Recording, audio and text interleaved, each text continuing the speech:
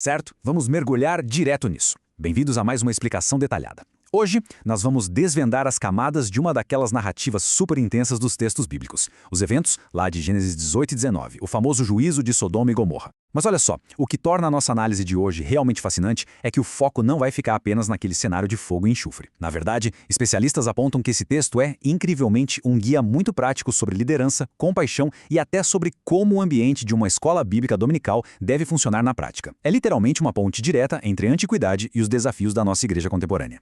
Para a gente começar a entender a profundidade de tudo isso, vamos pensar em um cenário real, bem do nosso cotidiano. É só imaginar a sensação de ser a pessoa totalmente novata em um ambiente. É tipo chegar no primeiro dia de um trabalho novo ou num evento onde todo mundo já se conhece há anos, só que a escala emocional é muito mais profunda. Pensemos numa família que nunca pisou em uma igreja antes, entrando naquele corredor da escola bíblica dominical pela primeiríssima vez. Tem muita ansiedade envolvida. Tem aquela sensação de estar completamente deslocado, sem saber em qual sala entrar, como agir ou o que esperar. É uma vulnerabilidade gigante. E é exatamente nesse ponto de necessidade humana que a narrativa bíblica cruza com a nossa realidade.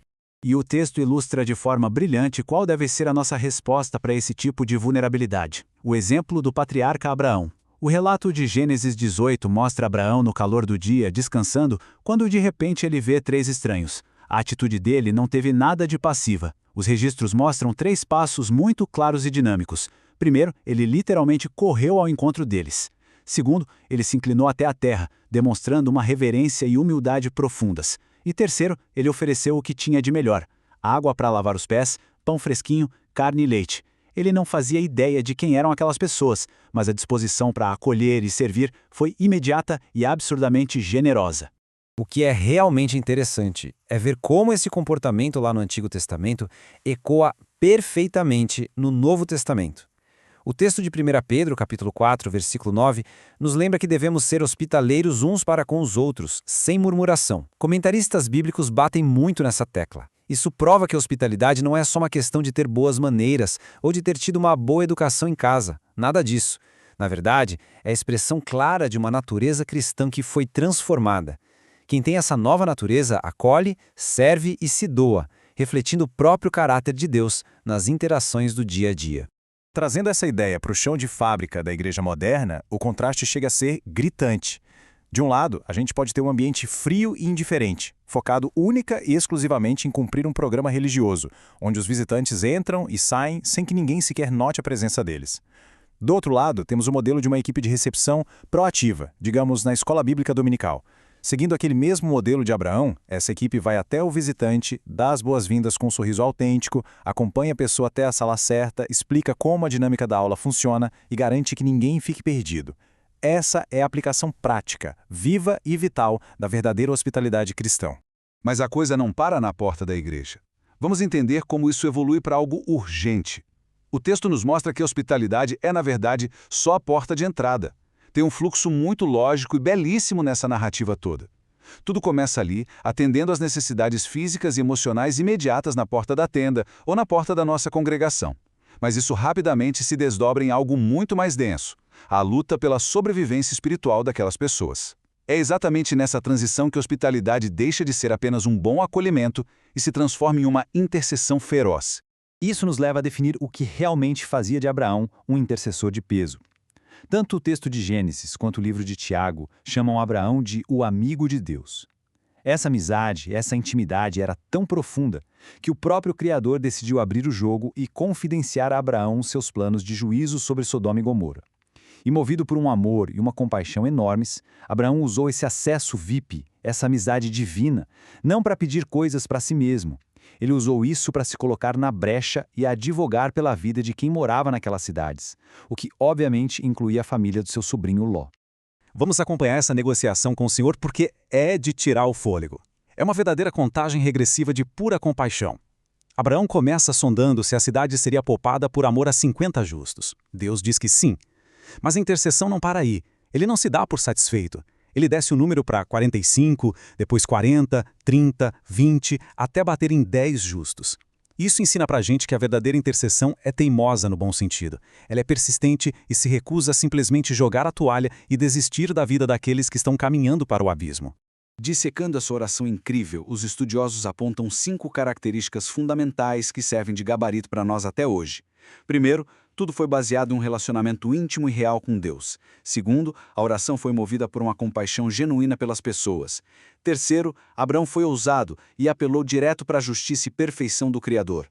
Quarto, ele foi incrivelmente insistente, como a gente acabou de ver naquela contagem regressiva. E quinto, ele fez tudo isso mantendo os pés no chão, com extrema humildade, reconhecendo que era apenas pó e cinza diante do juiz soberano de toda a terra. Aí fica aquela pergunta no ar. Por que todo esse esforço fenomenal? Por que esse clamor tão desesperado era tão vital naquele exato momento da história? A resposta nos obriga a mudar o foco da nossa análise para a gravidade absoluta do que estava acontecendo naquelas planícies. A realidade desse juízo iminente não era um exagero ou um capricho divino.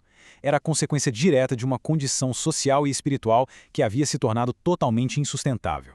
Para entender o nível do problema, nós precisamos cruzar os dados de várias fontes bíblicas diferentes, e o quadro que se forma é o de um colapso moral completo. Gênesis 13 fala de uma perversidade generalizada. Ezequiel 16 foca no orgulho, na arrogância e numa injustiça social brutal, revelando uma cidade que era muito rica, mas extremamente cruel com os vulneráveis.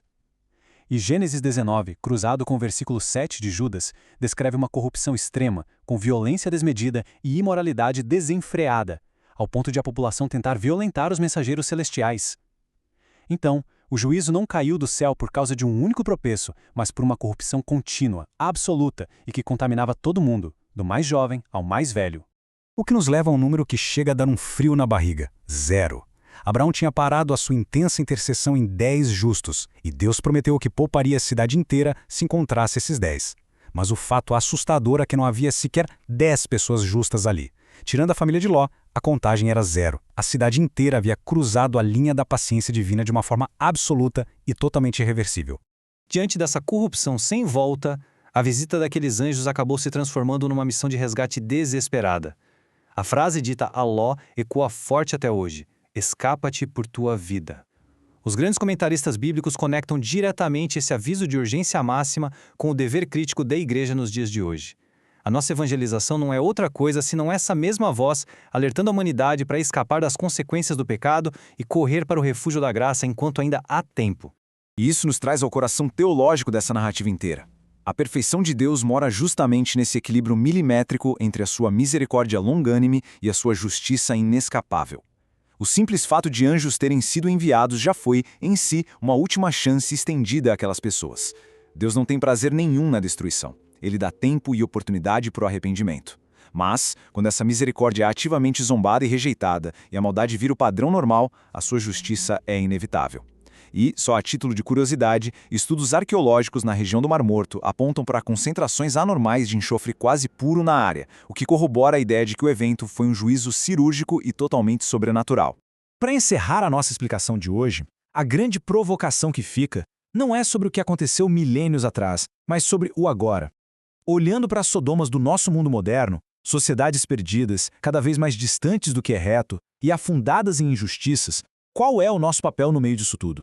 O desafio prático é a gente assumir a mesma responsabilidade de Abraão, receber o estranho com compaixão na porta e dobrar os nossos joelhos para interceder de verdade pela vida de quem está perdido. A grande questão é: nós estamos apenas assistindo tudo acontecer ou estamos intercedendo? Muito obrigado por nos acompanhar em mais esta análise profunda e até a próxima.